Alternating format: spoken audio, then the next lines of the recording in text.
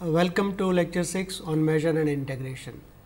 If you recall, in the previous lecture we had started looking at various properties of the length function. In today's lecture we will continue looking at the properties of the length function, and then we will try to characterize some other countably additive set functions on the class of all intervals in the real line. So, the first topic we will continue is the length function and its properties, and then countably additive set functions on algebras. Let us just recall what are the properties of the length function that we have already proved.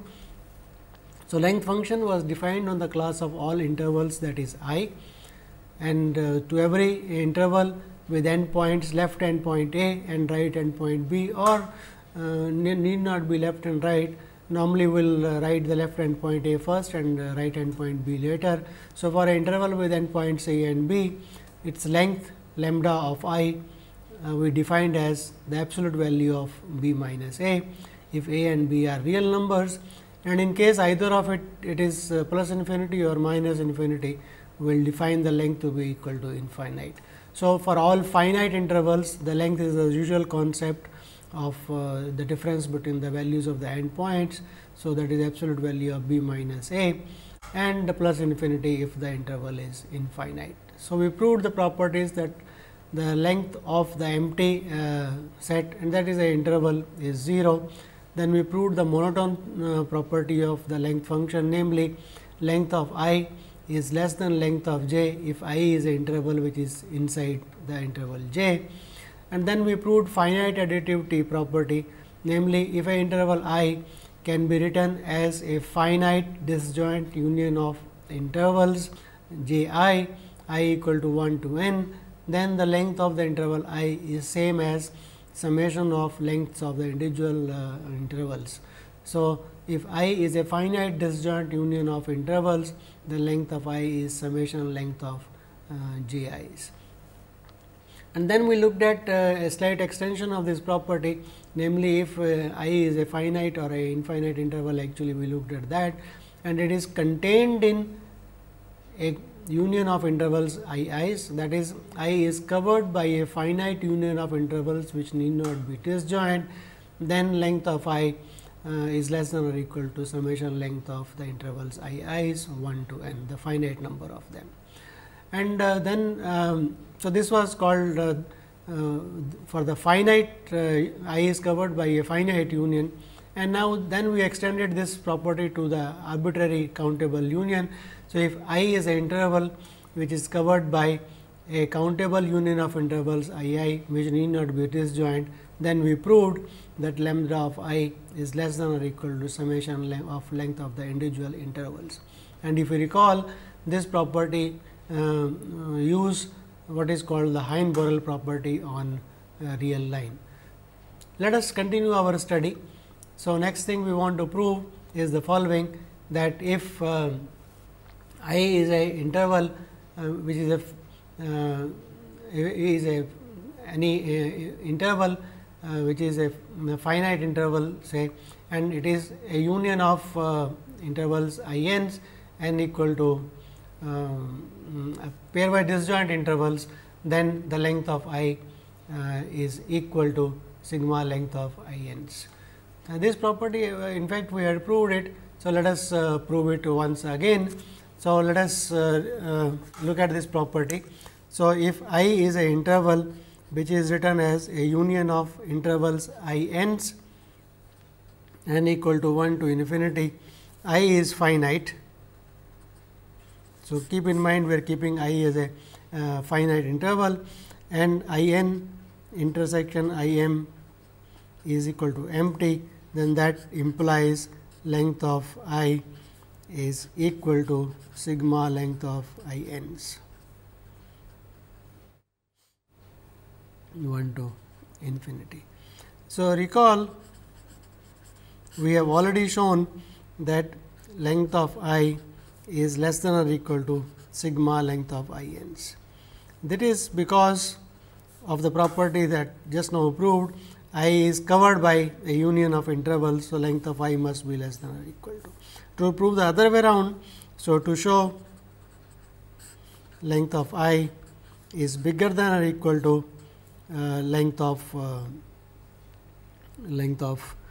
sigma I equal to 1 to infinity length of I i's. This is what is to be shown. So, let us note that for any n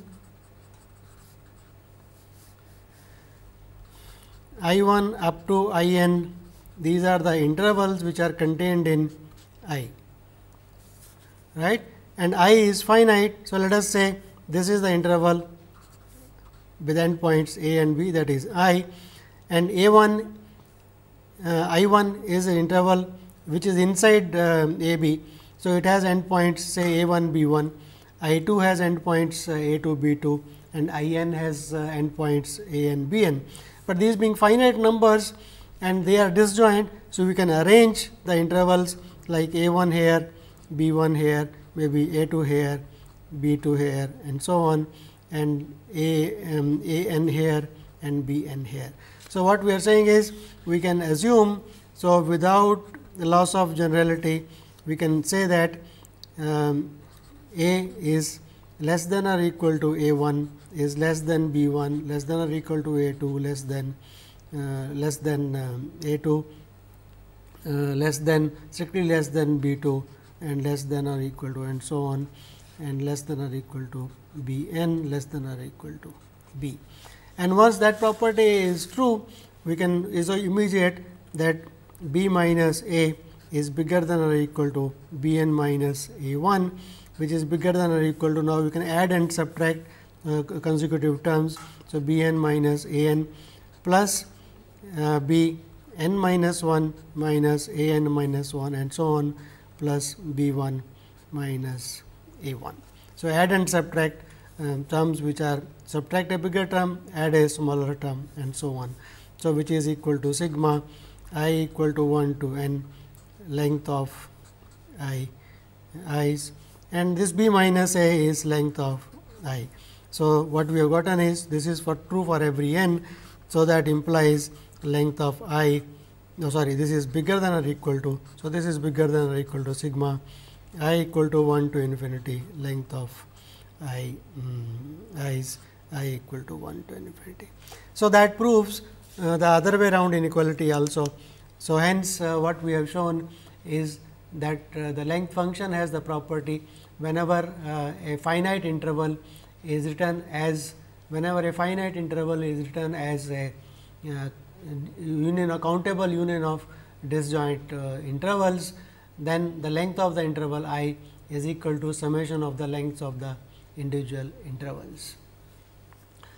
We would like to extend this property to not only to finite interval, in fact to any interval.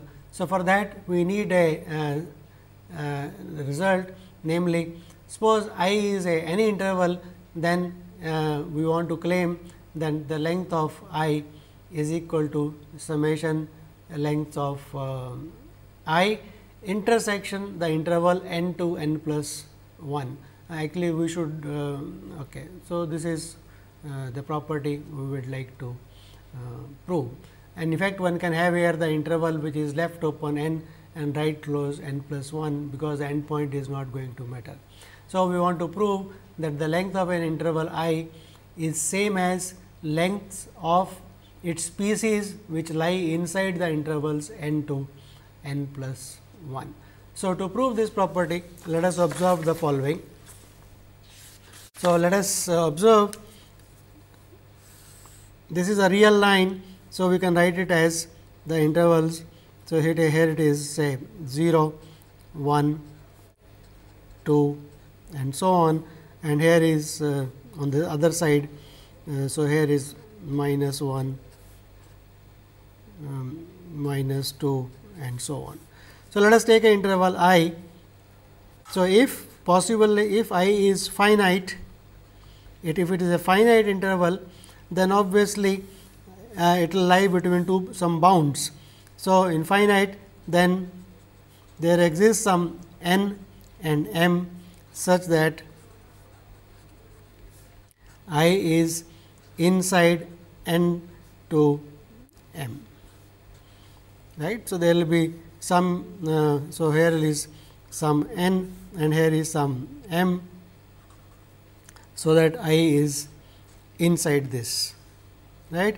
Now, let us look at the pieces. So, let us look at the pieces of. So, this is n plus I and this is n plus I plus 1. So, intersection with this I. So, what we are saying is this I can be written as union, a union of n to n plus I equal to, so 1 to up to n plus I equal to m. So, that up to I equal to n plus I equal to m minus n, right. And now, let us observe that these pieces, these are disjoint union. This union is a disjoint union and a finite number of them. So, this will imply length of I is equal to summation I equal to 1 to m minus n, length of n plus I. Now, this interval I does not intersect with any other interval which is bigger than m and which is less than n. So, all those intervals this is in the intersection with I is empty. So, what I can write is this is same as sigma of I equal to 1 to m minus n. This is the intersection of I should have written the intersection with the interval I. So, the piece is, because the interval may start somewhere here. So, let us write this is intersection with the interval I. So, let me write this again. So, this is intersection with I. Okay. So, let us write this again. So, the I is written. So, I can be written as a union n to n plus from sorry, this is also not wrong. Let me just write n to I can be written as union n plus I to n plus I plus 1 intersection I equal to it starts with n. So, 0 and goes up to when n plus I plus 1 is equal to. So, that is m minus. So, we want n plus this is equal to m. So, m minus n minus 1. Okay. So, that implies length of I, because this is a finite disjoint union. So, this is equal to summation I equal to 0 to m minus n minus 1, length of n plus I to n plus I plus 1 intersection I. And now, for other parts they become be 0. So, I can write as sigma over I belonging to integers, length of n plus I n plus I plus 1 intersection I over all integers I, because the intersection with the other intervals is going to be empty and that is going to be 0. So, this proves that whenever I is finite we are through. Okay. So, I finite case is okay. Now, let us prove the same thing when I is infinite. So, let us take I infinite, then I can write I is equal to union of same thing n to n plus 1 intersection I belonging to integers, right. This is because keeping in mind that the real line is equal to union n to n plus 1, n belonging to integers. Okay. So, interval I is this intersection this. And now, because I is infinite, let us say it looks like say something like a to plus infinity. So, in that case this intersection of, so I infinite implies that n to n plus 1 intersection I is equal to n to n plus 1 for infinite n's. In fact, some stage onwards. So, in fact, if n is say bigger than or equal to a, then that is the interval. So, here is a and here is n, then n to n plus 1 and so on. They are all going to be non-empty intersections with intersection being equal to that n plus 1. So, this implies that sigma length of n to n plus 1 intersection I is going to be equal to plus infinity, right, over all n belonging to Z, and that is same as length of I, because I is a infinite interval. So, that proves the property, namely, so this proves the property, namely, for any interval I, the length of the interval can be written as the length of its species, length of the species I intersection n to n plus 1. So, this is an important property. So, it says length of any interval is a summation of lengths of its species. This property, and note that length of each one of the species being a finite interval is a finite number. So, we have this says that any interval can be written as a countable disjoint union of intervals, each having finite length. So, this is an important property which is going to be called as sigma finiteness property of the real numbers of the length function. So, we are going to use this property to prove what is called countable additive property of the length function, and that says that the length function, if a interval I is written as a countable disjoint union of intervals I n's, then the length of the interval I is equal to summation length of I n's. So, to prove this property, so let us start looking at the proof of this property. So, to prove this property, let us write. So, I is a interval, okay. I is a interval which is written as a union of I n's, n equal to 1 to infinity, where the intervals I n intersection I m is equal to empty. To show that length of I is equal to summation length of I n's, n equal to 1 to infinity. So, let us look at a proof of this. Case 1. So, assume, so let I be finite. Actually, finite or infinite is not important. So, let us take the general case itself. So, note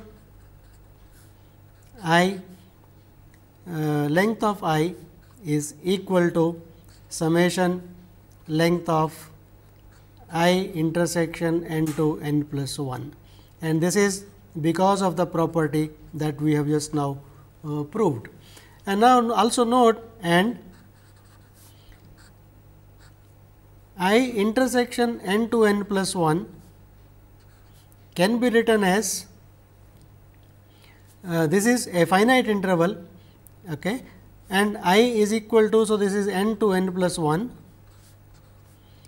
intersection, this interval I is a countable disjoint union. So, it is a union of I j equal to 1 to infinity. So, we can write this as union j equal to 1 to infinity of I j intersection n to n plus 1. And now, this is a equality for finite intervals only, because I intersection n to n plus 1 is a finite interval, which is written as a, because I j's are disjoint. So, these intervals are disjoint and they are finite.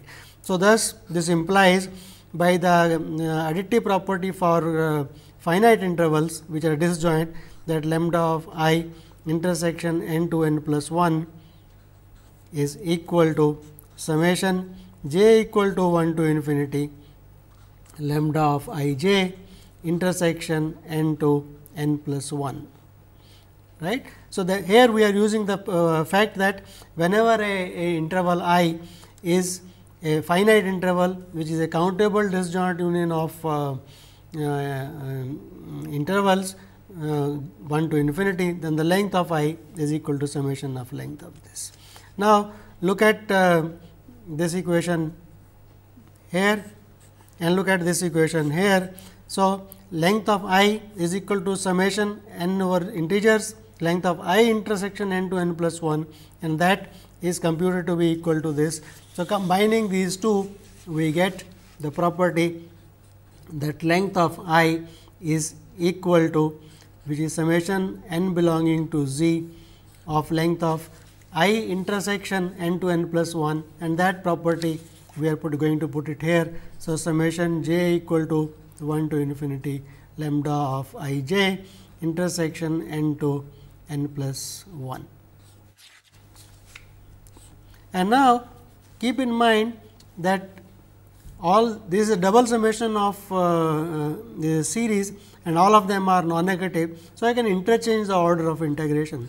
So, I can write this as summation over j equal to 1 to infinity summation over n belonging to integers of length I j intersection n to n plus 1, right. And now, once again I use the fact that the interval I j, length of I j can be written as length of I j intersected with n to n plus 1 summation over n belonging to z. Just now we have proved that fact, the sigma finiteness of the length function. Any interval length I is summation length of its species inside n to n plus 1. So, this is here. So, that gives me the fact that, so this gives me length of I is equal to summation j equal to 1 to infinity, and this is length of I j. So, that proves the countable additive property of the length function, namely, if a interval I is written as a countable disjoint union of intervals. So, this proves the countable additive property, that if a interval I is written as a countable disjoint union of intervals I n's, then length of I is equal to summation length of I n's. Whether interval I is finite or infinite, that does not matter. So, the length function is countably additive, that is what we have proved as an important property of the length function. Let us extend this property to coverings which are not necessarily disjoint. So, that is called countable subadditivity. So, that it says that if a interval I is such that I is contained in union of intervals I n's n equal to 1 to infinity, which may not be disjoint, then obviously, we should expect that the length of I is less than or equal to summation length of I n's. And its proof is very much similar to the earlier case. So, let us just go through the proof again, so that we understand how sigma finiteness of the length function is used. So, I is a interval which is contained in union of I n's n equal to 1 to infinity. These intervals I n's may not be disjoint. Now, what we do is look at length of I can write this is equal to sigma n belonging to z length of I intersection n to n plus 1, that is sigma finiteness of the length function.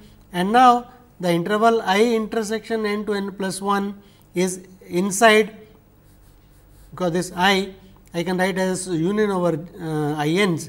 So, this is equal to, so let me write this is less than or equal to sigma length over n.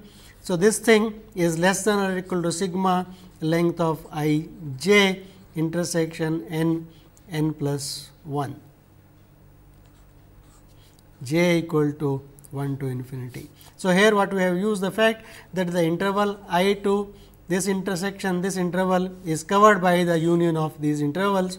So, and this is a finite interval. So, length of this must be less than or equal to length of this. And now, once again non-negative series of non-negative numbers I can interchange. So, this is equal to sigma j equal to 1 to infinity sigma n integers length of I j intersection n to n plus 1. And that once again, this once again is nothing but the length of the interval I j by the fact that just now sigma finiteness of the length function. So, length of I is less than or equal to length of sigma length of I j's. So, this property is called countable subadditive property of the length function.